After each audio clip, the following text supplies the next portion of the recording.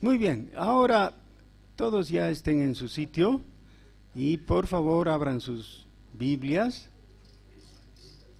y les ruego que de sus Biblias extraigan la tarjetita bendita. Es bendita porque tiene un oficio, ¿no? Un motivo, una razón de ser de bendición. ¿Tienen? ¿Y pueden leer? No en voz alta, pero para ustedes mismos. Ahí dice, yo, fulanito, ruego a Dios por y una persona. Otra vez, hermanos, los que no tengan tarjetita, pídanla ahora. Ya todos deben tener una tarjetita. Por favor. ¿Alguien no tiene? Pedid y se os dará. A la hermana Gisela, por favor. Que fue arrebatada. No la veo. Ya, pero entonces, por favor, tengan la tarjetita en su mano y con ella misma marquen el lugar donde vamos a meditar esta mañana en la palabra del Señor.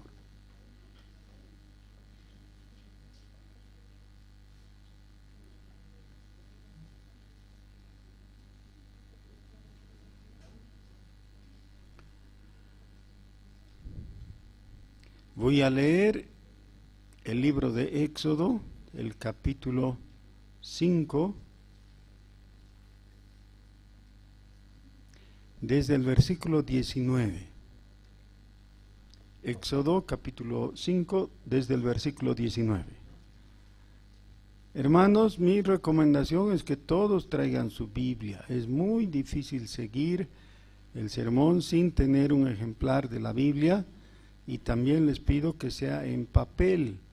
Ya las Biblias electrónicas me vuelven suspicaz. Versículo 19. Entonces los capataces de los hijos de Israel se vieron en aflicción al decirles, no se disminuirá nada de vuestro ladrillo de la tarea de cada día. Y encontrando a Moisés y a Aarón, que estaban a la vista de ellos cuando salían de la presencia de Faraón, les dijeron, mire Jehová sobre vosotros y juzgue, pues nos habéis hecho abominables delante de Faraón y de sus siervos, poniéndoles la espada en la mano para que nos maten. Solo una nota al respecto. ¿Qué es lo que ha pasado antes? Moisés, cumpliendo la instrucción del Señor, junto con su hermano Aarón, han ido al Faraón y le han dicho que deje ir al pueblo a adorar a Dios. El Faraón ha dicho, ustedes quieren dedicarse a otras actividades porque les sobra el tiempo. Entonces, no les voy a permitir y más bien les voy a quitar la paja que les proveía antes para que hagan ladrillo. Más parecido al adobe que tenemos nosotros, ¿no? Y van a tener que hacer la misma cantidad de adobes, pero sin la paja que yo les dé, así que ustedes consigan la paja. La labor de los esclavos israelitas se hizo muy dura, muy ardua, porque no solo tenían que cumplir con el número de ladrillos que tenían asignados, sino que tenían que conseguir, dice, rastrojo en vez de paja, porque no les daban paja. Esto les lleva a pensar, ¿por culpa de quién estamos en esta situación? Y los dedos acusadores se dirigen a Moisés, porque Moisés ha ido y ha hurgado el avispero. Entonces, ellos describen esta situación de la siguiente forma. Dicen, ustedes han puesto la espada en la mano de Faraón para que nos mate. Quiere decir, ustedes han instrumentalizado toda esta situación en nuestra contra. Entonces Moisés se volvió a Jehová y dijo: Señor, ¿por qué afliges a este pueblo? ¿Para qué me enviaste?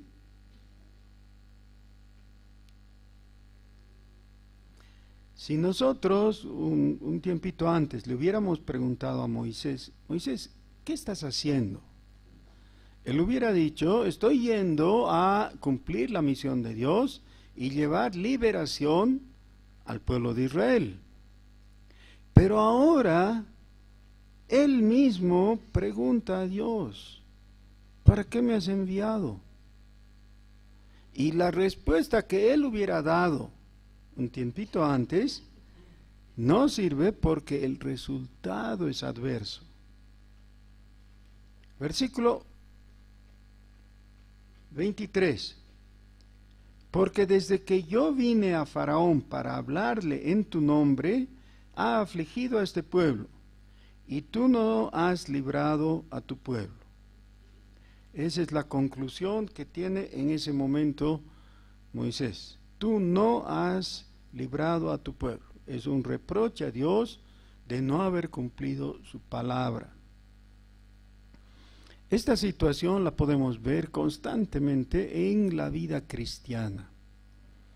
La gente quiere ver resultados y nos gustan los resultados, por supuesto, cuando hemos pedido algo en concreto. Ayer estábamos estudiando con uno de los grupos lo que pasa con el leproso cuando va buscando a Jesucristo, ahí en las afueras del pueblo donde Jesús había estado ministrando.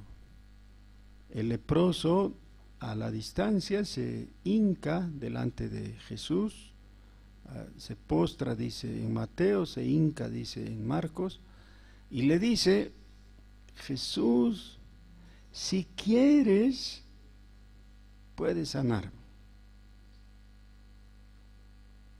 Y entonces leemos algo que nos resulta muy grato. Jesús le dice: quiero, sé limpio.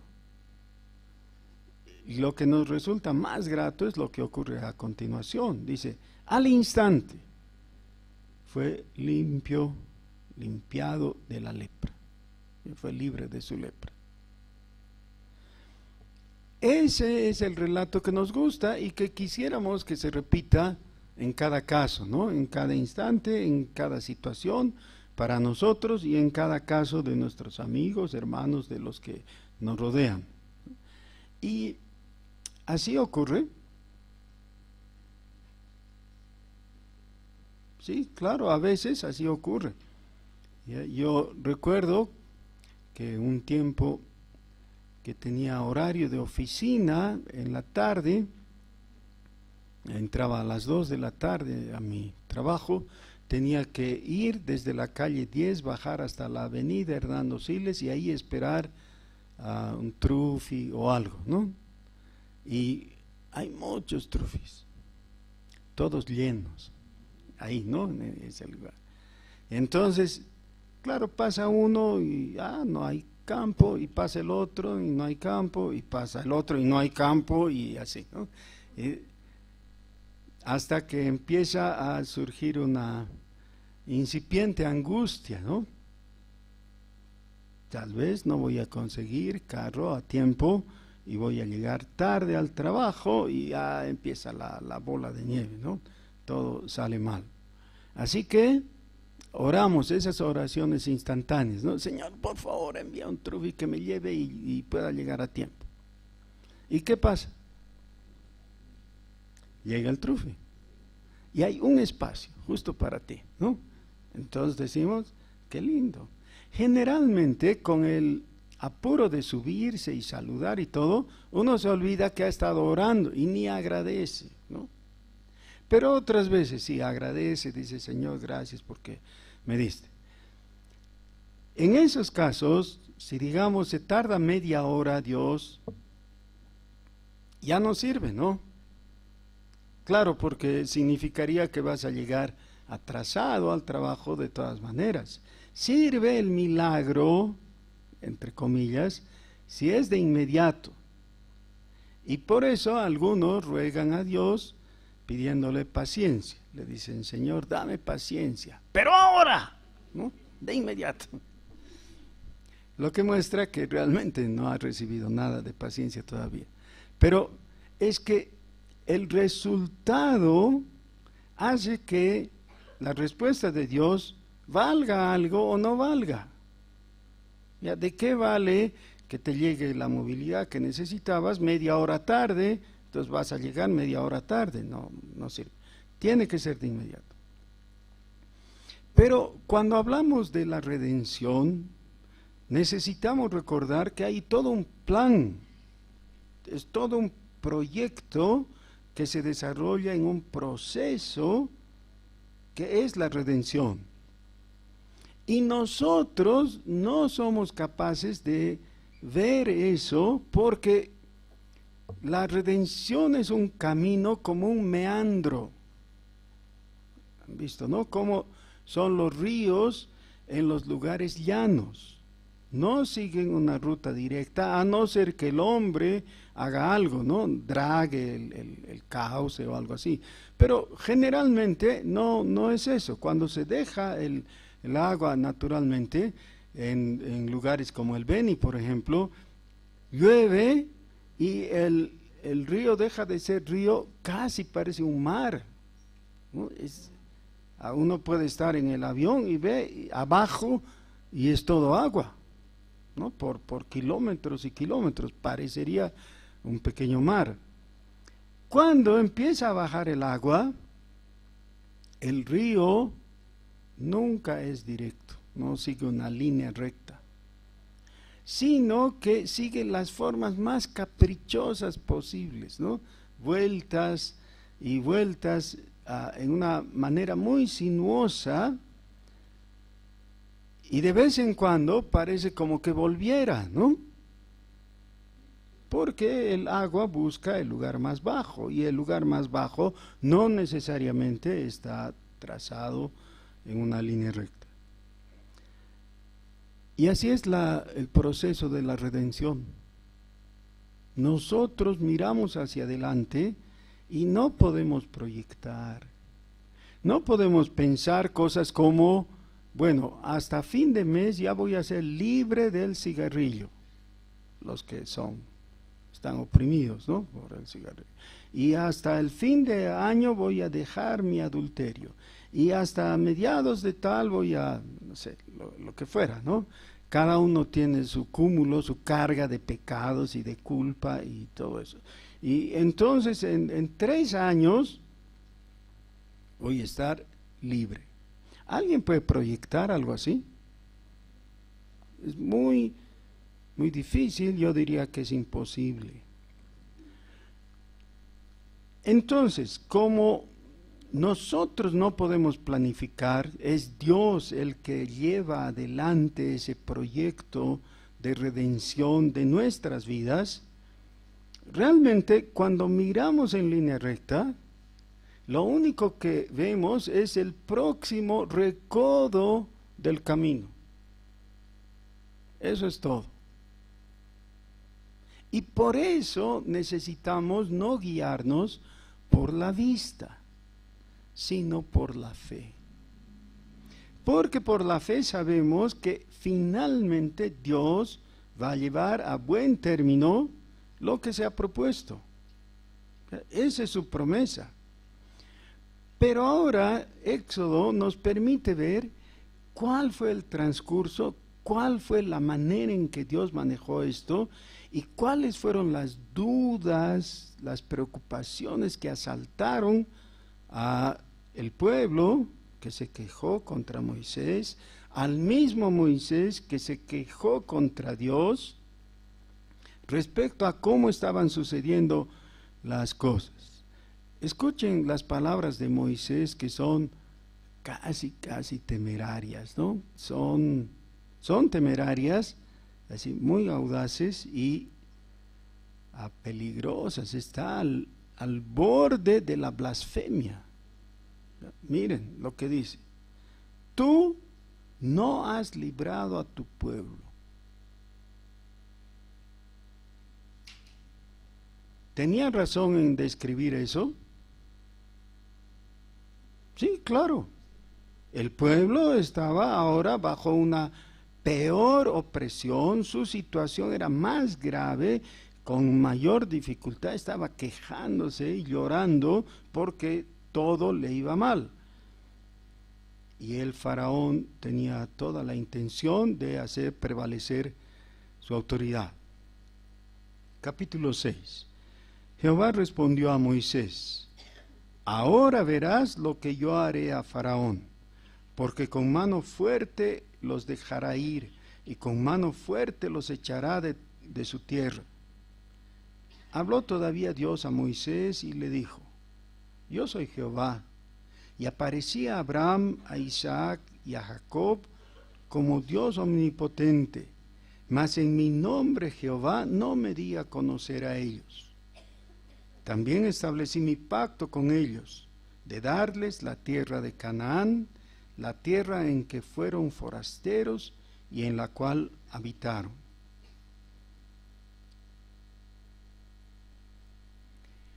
Cuando Dios está remarcando que Él todavía mantiene el propósito de darles salvación, a continuación hace algo que para nosotros es muy difícil de captar, porque tenemos una ventaja de 3.500 años aproximadamente, ¿no?, de cuando ocurrió esto.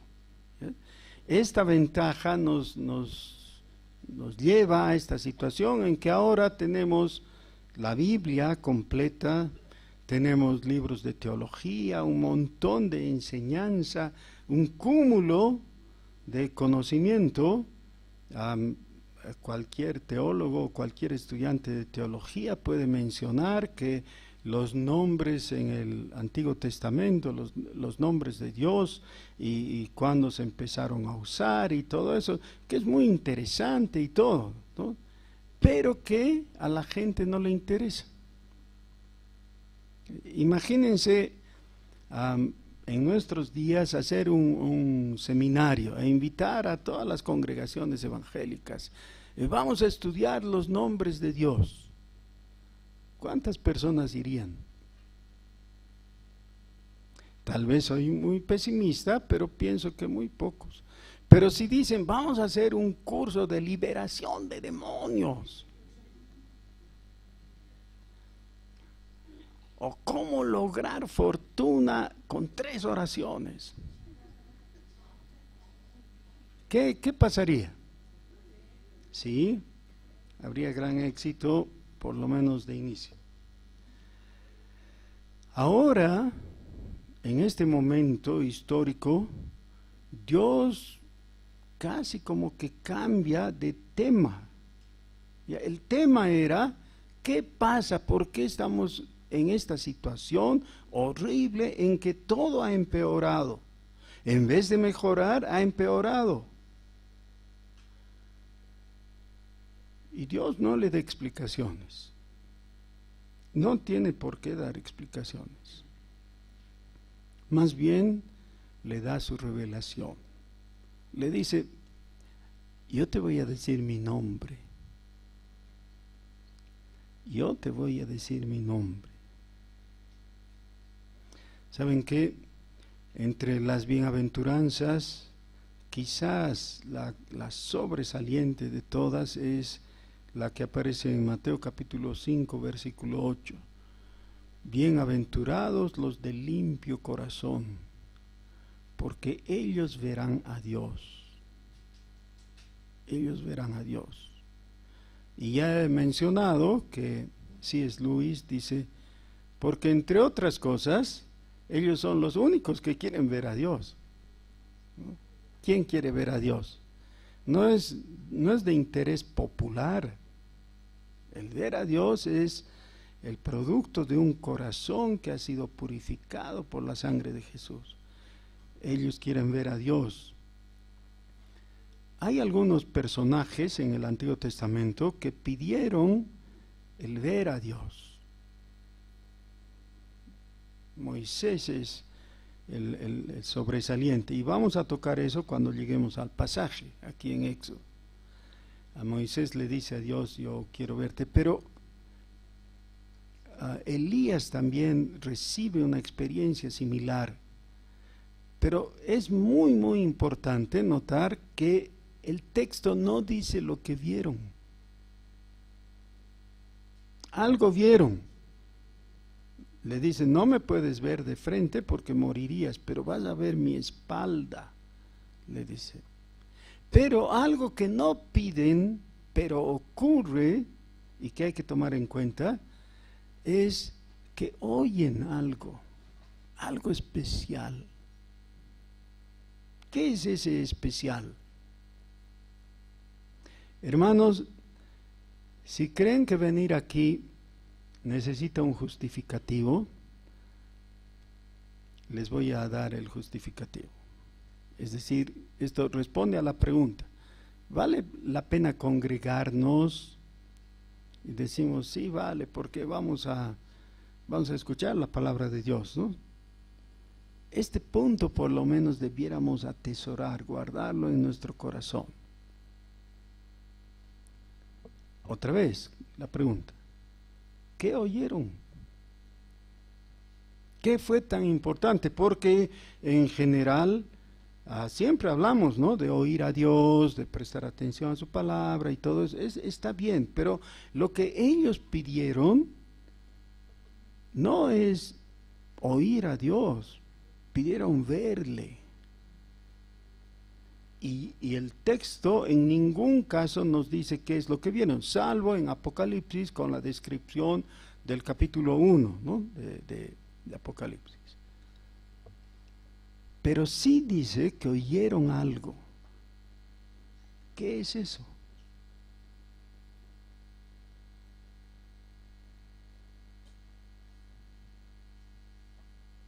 ¿Qué es?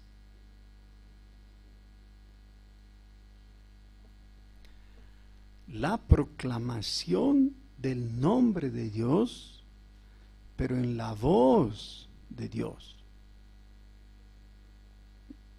Nosotros podemos repetirlo, podemos decir, y podemos, aún algunos, no nosotros, pero algunos pueden blasfemar utilizando el nombre de Dios.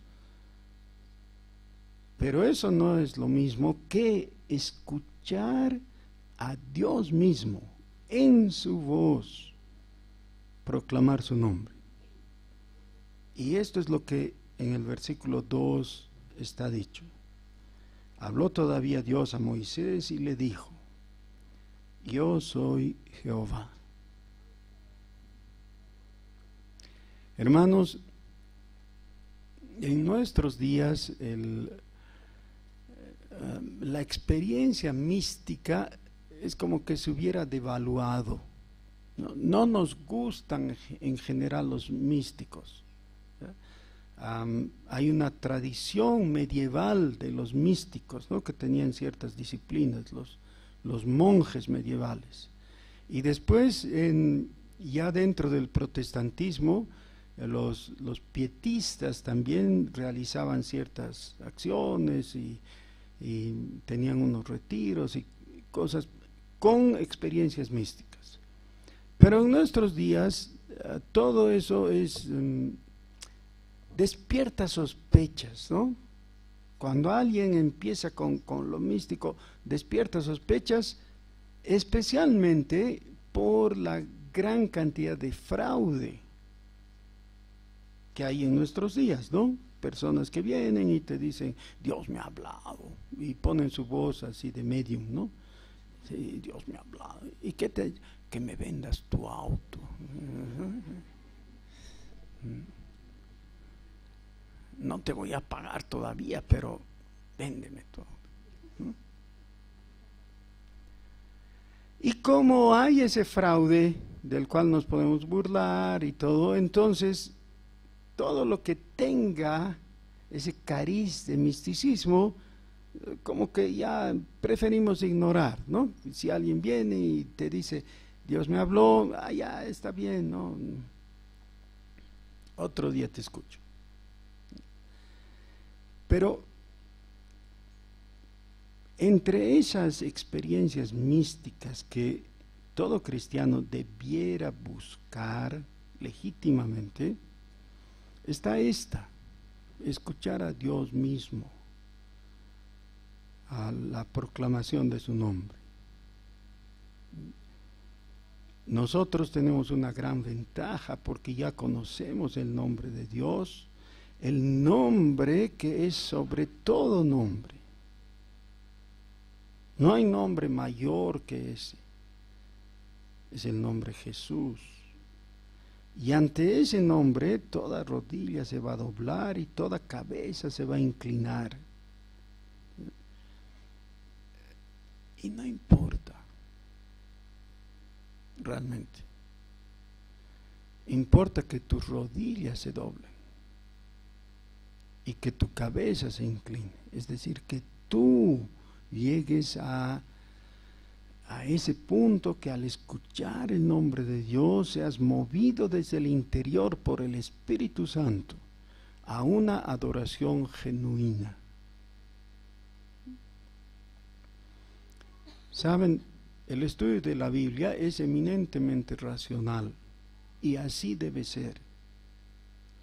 Pero no debemos confundirnos pensando que tenemos que conservar una actitud racionalista,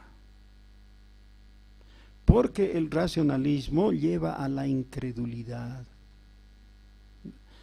No estudiamos la Biblia para saber más, estudiamos la Biblia para conocer a Dios, para que Dios se nos revele y nosotros seamos movidos, y aquí vienen varios verbos, ¿no?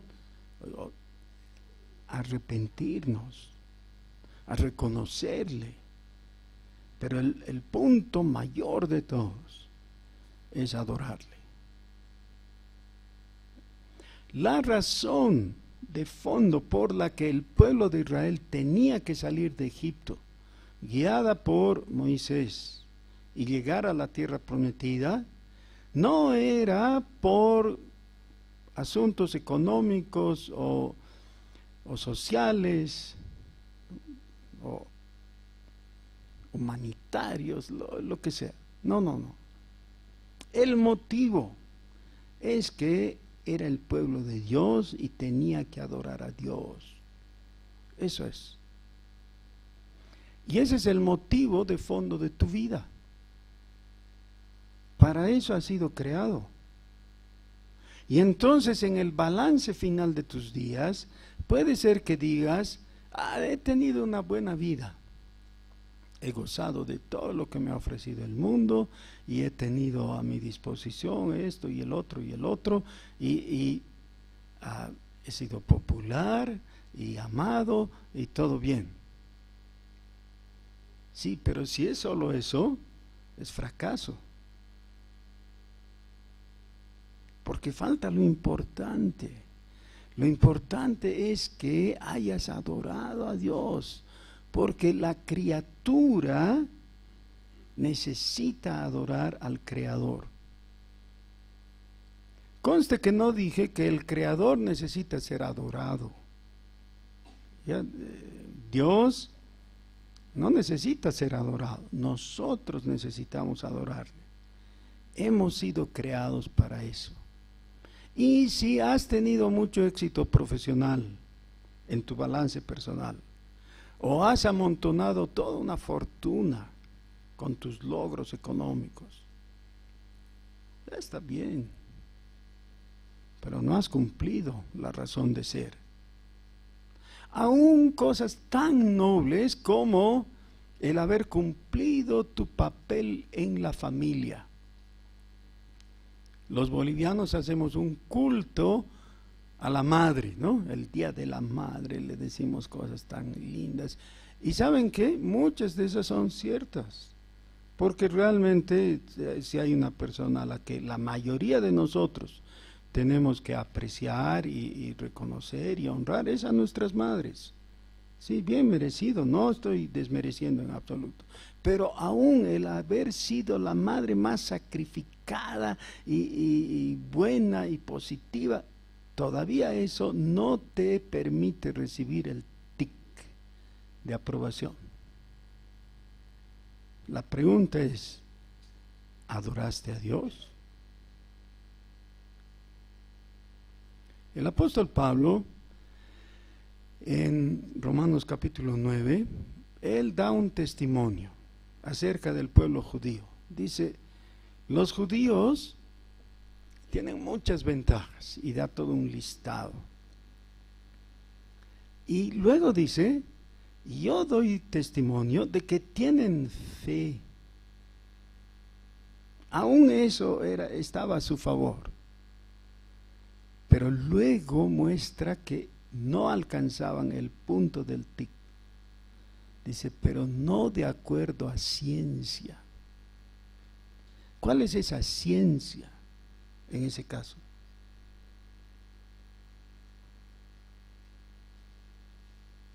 Es la revelación. ¿Ya? Es el reconocimiento de Dios en Jesús. La palabra ciencia ahí se puede entender, como en varios otros lugares de la Biblia, como verdad. ¿Ya? Es la verdad revelada y organizada en conocimiento. Esa es la ciencia. Porque Dios se ha revelado en Jesucristo,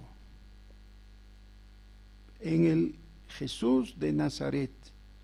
Todavía 1500 años antes de Jesús esto no ocurría. Entonces Dios está revelando a voz viva a Moisés y le dice, yo soy Jehová, yo soy Jehová. Y recuerden, Moisés para este tiempo tenía 80 años, como nos va a decir un poquito después, ¿no? Él podría decir, he vivido 40 años como un príncipe en Egipto, 40 años como un pastor en el desierto, y ahora valió la pena.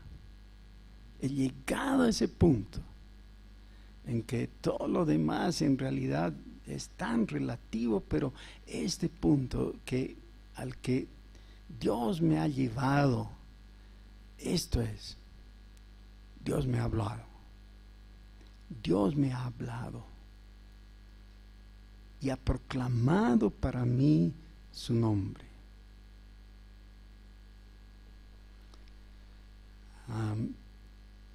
Teníamos conversaciones con un muchacho que era de familia cristiana, y yo creo que él era casi cristiano. Pero había ese gradito de insatisfacción que todavía le llevaba a dudar, ¿no? A trastabillar, no tenía convicción. Entonces me dijo, he hecho esto y el otro, y parecía nada funcionar. Entonces yo le hice una sugerencia, un poco alocada, pero válida para él, ¿no? Le dije que se vaya a la tranca del camino a Oruro y empiece a caminar. Así. Cuando se hace eso, a pie, por supuesto, ¿no? El camino se hace interminable. Y me dice, ¿para qué? Le digo, mientras caminas, puedes hablar con Dios, más o menos con este tenor.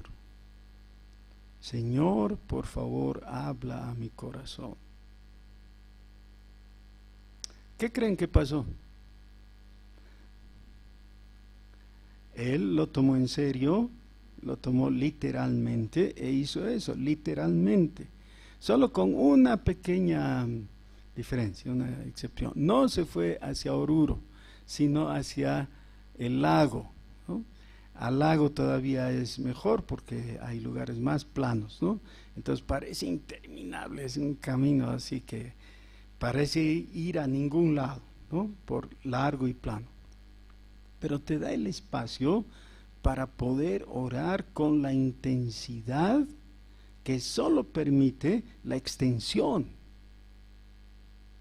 la intensidad como producto de la extensión. Señor, revélate a mí. En cierta ocasión, un hombre que tenía poder, que estaba en la cúspide de su carrera, se sentía muy poderoso. Le dijo a Jesús: ¿a mí no me contestas? ¿No sabes que tengo poder para conservar tu vida o para quitártela? Y Jesús le dice: ningún poder tendrías si no te fuere dado del cielo. El poder que tienes, Dios te lo da. No tienes más poder que ese.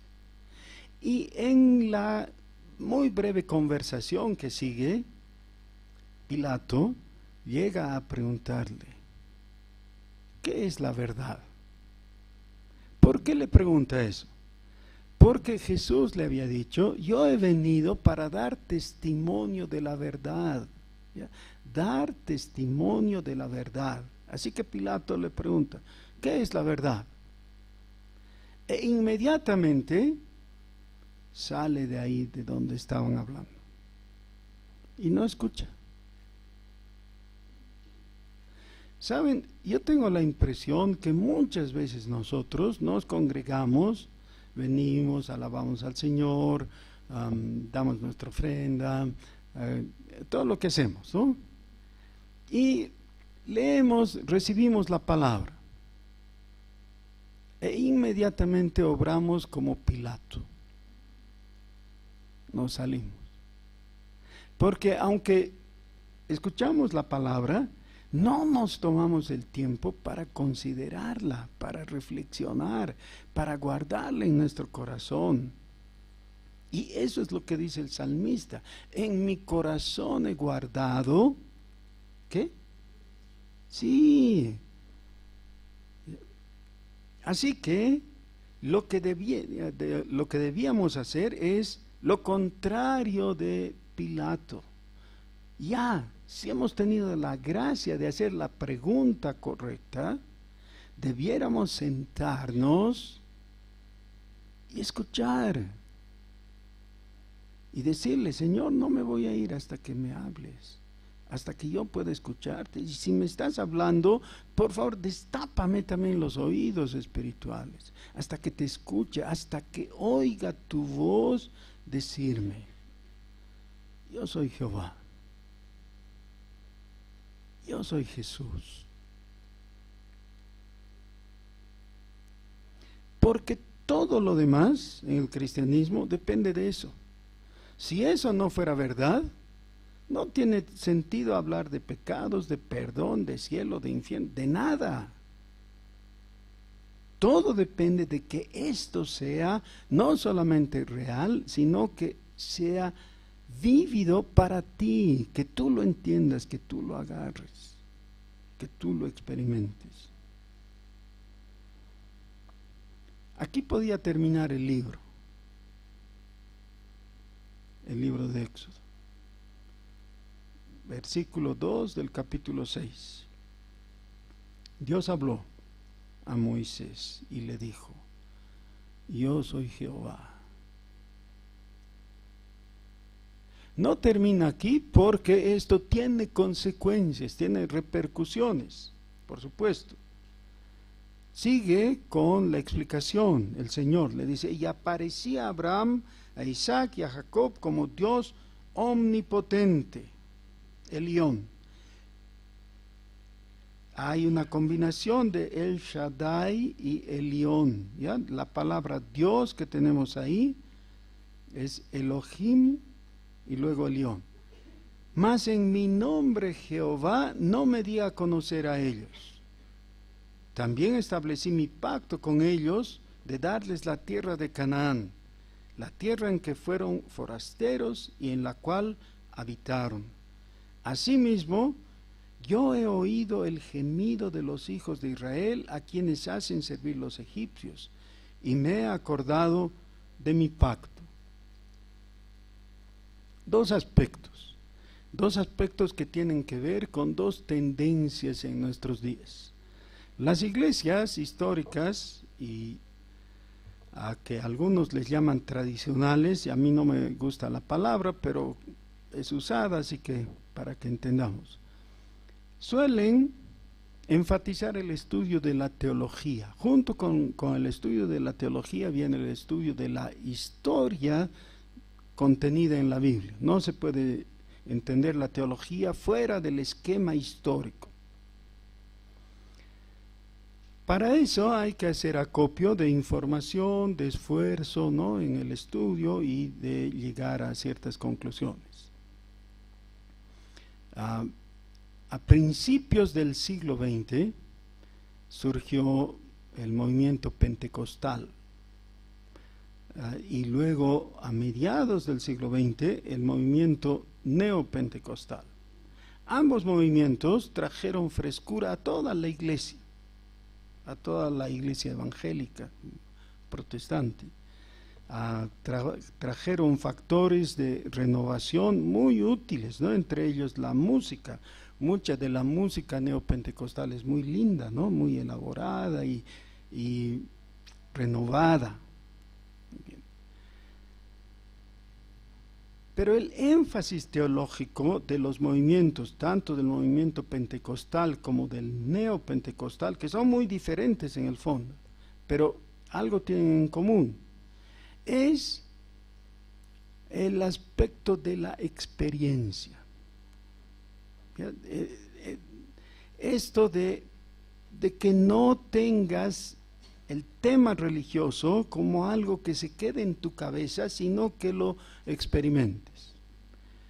Y a mí me parece excelente. El énfasis, tanto pentecostal como el neopentecostal, de llevar a la experiencia, me parece muy bueno. Lo malo es cuando se divorcia el conocimiento teológico de la experiencia. Debiera ser algo integrado, conectado, relacionado. Dios no quiere que seamos solo cabezones, quiere que seamos rodillones también. ¿Por qué? Sí, bueno, pero la experiencia tiene que estar fundada en el conocimiento, porque es por el conocimiento que transcurre la revelación. ¿Bien? Debemos estar enraizados en la Escritura. Y es eso justamente lo que dice Colosenses capítulo 1, los versículos 9 y pasando al 10. Dice: yo quiero que sean llenos del conocimiento de la voluntad de Dios en toda sabiduría e inteligencia espiritual. ¿Para qué? No para que sepan mucho, una gran cabezota, ¿no? No para saber mucho. ¿Para qué? Para que andéis como es digno del Señor. Hay tres objetivos ahí. El versículo 10. Para que llevéis mucho fruto y para que crezcáis en el conocimiento de Dios. El conocimiento de Dios nunca se acaba, no es algo de una vez, es algo que va creciendo indefinidamente. ¿Saben qué? Por toda la eternidad. ¿Ya? ¿Qué vas a hacer en el cielo? Algunos piensan que van a flotar en una nubecita húmeda, ¿no?, en el cielo. Horrible el cielo así. No. Cuando estemos con el Señor vamos a crecer en el conocimiento de Él. Y eso va a traer perfecta bienaventuranza. ¿Quieren que les diga algo? No va a ser aburrido. Por el contrario, va a ser delicioso. Conocer a Dios más y más y más, y siempre con beneficio para nosotros también. Ok, muy bien. Entonces, eso es lo que dice Colosenses, y aquí tenemos exactamente lo mismo. La revelación que Dios les da tiene que ver con la teología y con la historia. ¿Qué les dice? Yo soy Jehová, tu Dios, Dios de Abraham, de Isaac, Jacob. Y uno pensaría, bueno, todos esos personajes antiguos, ¿no? De Abraham y Isaac y Moisés. No, le está hablando a Moisés y le está hablando de personajes de más de 400 años de antigüedad para Moisés. ¿Cómo se llamaba tu chosno de hace 400 años? Chosno es después de tatarabuelo, ¿no? El que sigue, y el papá y el abuelo de tu tatarabuelo, ese es el chosno. ¿Qué se llamaba el tu chosno de hace 400 años? Ni idea. Muchos, y van a ver, muchos de nuestros niños ni saben el nombre de sus bisabuelos. En el mejor de los casos de sus abuelos, ¿no? Pero no saben de los bisabuelos. Con los bisabuelos iríamos máximo al siglo XX.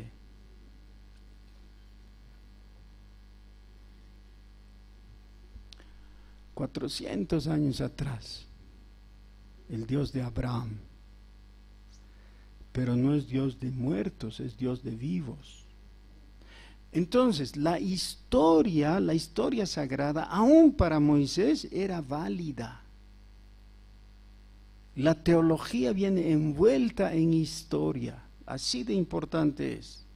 Pero no es todo, porque ahí nos quedamos entonces con solo conocimiento teológico e histórico.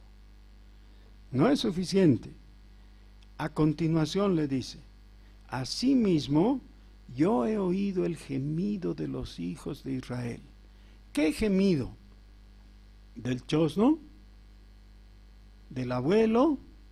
No, tu gemido, el gemido de ahora. Dios conoce tu situación, tus angustias, tus temores, tus alegrías también, tu pecado. Él no está sorprendido con lo que tienes que vivir. Él sabe cómo es la situación. Sabe Él que tú tienes un jefe insoportable que te amarga la vida. Pero no puedes renunciar porque necesitas el trabajo. O sabe del otro jefe, ¿no?, que es mano larga y se aprovecha que necesitas el trabajo. Sabe de la situación en que tienes un título magnífico y no consigues trabajo porque no estás de acuerdo con el gobierno de turno. Dios escucha tu gemido. No es solo el Dios de Abraham, es el Dios de aquí y ahora.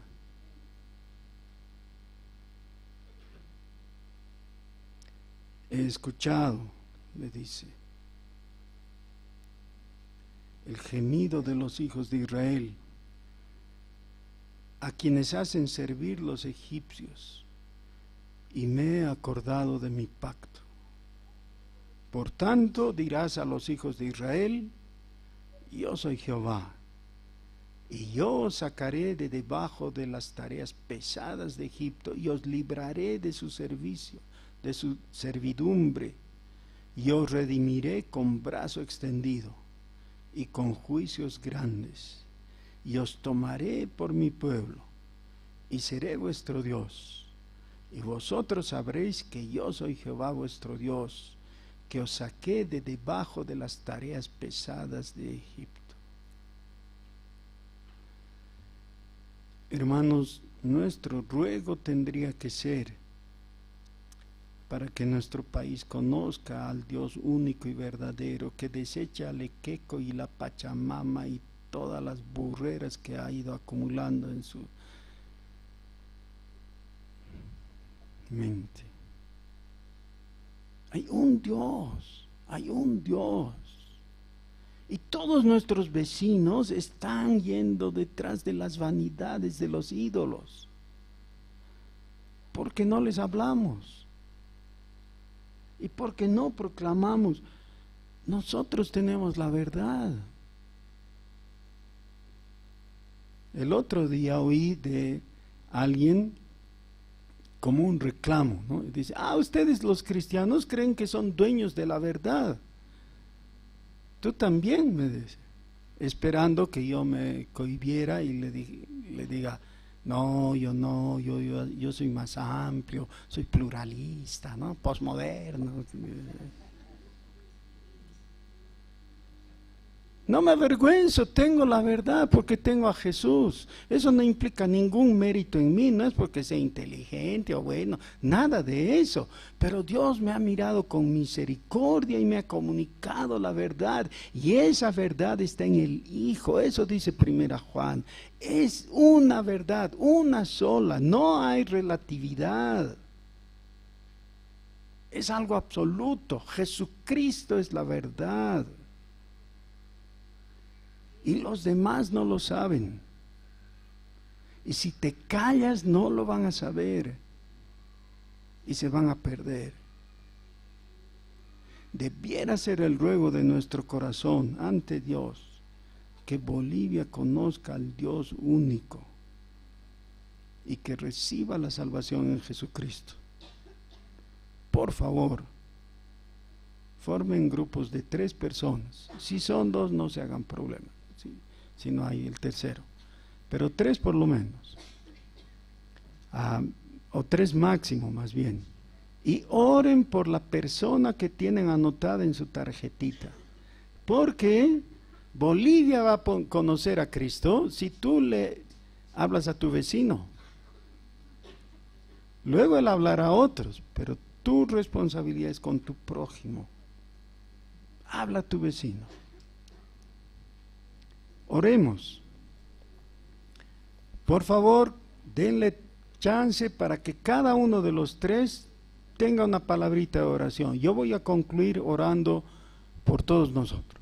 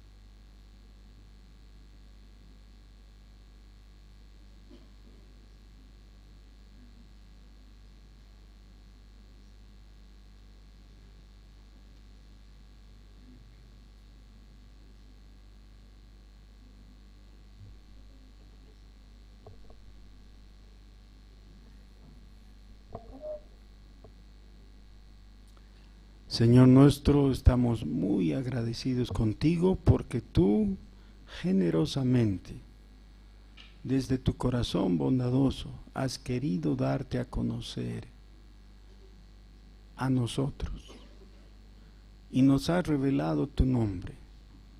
Tú eres Jehová, tú eres el eterno yo soy, tú eres el Dios creador de todo lo que hay. Bendito sea tu nombre, Señor. Oh Dios, Gracias porque te has revelado en bondad, amor y misericordia en Jesús. Gracias porque sabemos que has extendido tu mano llena de gracia para salvarnos. Señor, de entre aquellos que todavía no han abierto su corazón para ti en este lugar, obra ahora. Señor, muévelos a la fe, a la confianza en ti, a la adoración. Que nadie permanezca en dureza de corazón, en rechazo, en rebeldía. Señor, también te rogamos con humildad por estas personas que hemos anotado en nuestras tarjetitas. No hay nada mágico en ellas, sabemos esto, pero tú eres poderoso y capaz de escuchar la oración de tus hijos.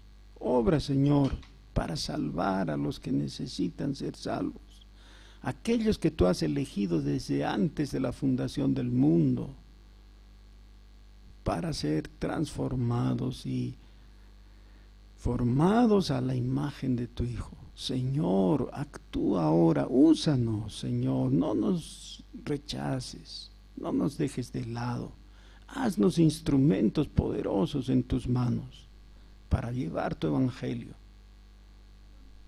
En el santo nombre de Jesús. Amén.